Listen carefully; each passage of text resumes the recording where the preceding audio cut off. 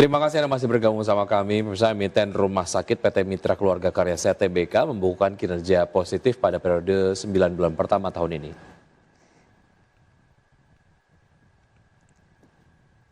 Laba bersih yang dibukukan oleh perseroan tercatat meningkat 16,5%.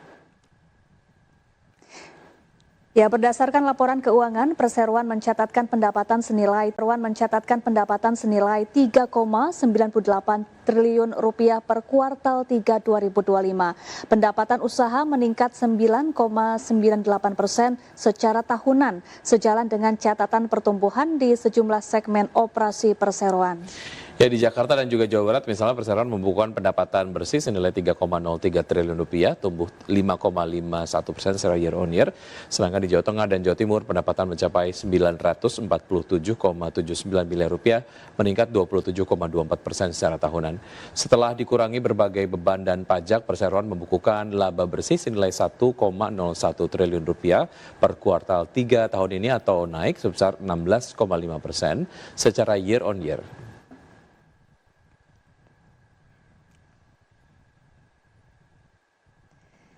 Ya, PT Bumi Serpong Damai TBK mencatatkan pra-penjualan atau marketing sales sebesar 7,1 triliun rupiah hingga kuartal 3 2025. Ya, capaian marketing sales tersebut setara dengan 71% dari target sepanjang tahun 2025 yang sebesar 10 triliun rupiah.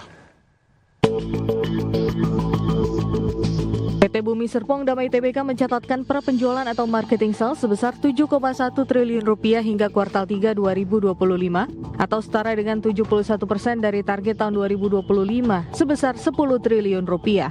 Direktur Bumi Serpong Damai Hermawan Wijaya mengatakan, capaian itu tumbuh sekitar 4% dibandingkan periode yang sama tahun lalu sebesar 6,84 triliun rupiah. Segmen residensial dan komersial masih menjadi penopang utama kinerja pra-penjualan. Dari total capaian marketing sales, segmen residensial menyumbang 3,14 triliun rupiah atau sekitar 44%. Sedangkan segmen komersial menyumbang pra-penjualan 3,33 triliun rupiah atau 47% dari total pra-penjualan. Perinciannya meliputi penjualan ruko 1,88 triliun rupiah, kafling komersial 1,08 triliun rupiah, dan unit apartemen 372 miliar rupiah. Perseroan juga akan memanfaatkan kebijakan pajak pertama nilai ditanggung pemerintah yang masih berlaku hingga akhir 2026. Menurut manajemen perseroan, dukungan kebijakan fiskal dan moneter pemerintah termasuk penurunan suku bunga acuan Bank Indonesia serta pelonggaran likuiditas menjadi sinyal positif bagi sektor properti. Berbagai sumber IDX Channel. Ya, pemirsa, penjualan PT John Lynn Agroraya TBK atau JAR terus menanjak hingga kuartal 3 tahun ini.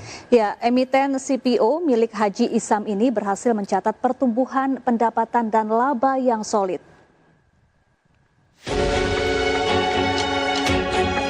John Lynn Agroraya membukukan penjualan sebesar 3,08 triliun rupiah per September 2025, naik 17,24% secara tahunan dari 2,63 triliun rupiah pada periode yang sama tahun lalu. Penjualan terbesar datang dari segmen fatty acid methyl ester atau FEM sebesar 2,56 triliun rupiah, disusul PFAD 231,36 miliar rupiah, crude glycerin 165,99 miliar rupiah, dan minyak goreng 64,15 miliar rupiah. Sementara itu segmen kernel menyumbang 43,9 miliar rupiah, fatty matter 20,91 miliar rupiah, dan tandan buah segar 2,18 miliar rupiah. Meski beban pokok penjualan naik menjadi 2,64 triliun rupiah, laba bruto tetap menguat hingga 445,40 miliar rupiah atau melonjak 47,81% secara tahunan. Laba bersih pada kuartal 3 2025 tercatat 224 miliar rupiah, naik 44,19% dibandingkan tahun lalu. Dengan kinerja tersebut, laba per saham dasar meningkat menjadi 24,27 miliar rupiah. Total aset JARR mencapai 3,99 triliun rupiah. Dengan liabilitas 2,11 triliun rupiah dan ekuitas 1,87 triliun rupiah. Perusahaan juga memiliki kas dan setara kas sebesar 256,07 miliar rupiah naik signifikan dari 131,98 miliar rupiah pada periode yang sama tahun lalu. Berbagai sumber, IDX Channel.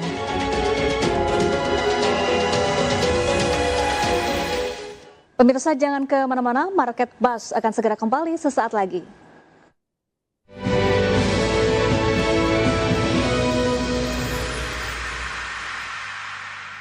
Beberapa kemudian juga masih dilihat sebagai satu hal yang dapat berpotensi untuk memberikan dampak mengenai pelemahan dari beberapa emiten-emiten begitu yang ada di Indonesia. Baik, kita bahas saham-saham pilihan di pagi hari ini, Pak Wawan. Diantaranya adalah BBCA yang Anda rekomendasikan buy. Analisis lengkapnya seperti apa, Pak Wawan?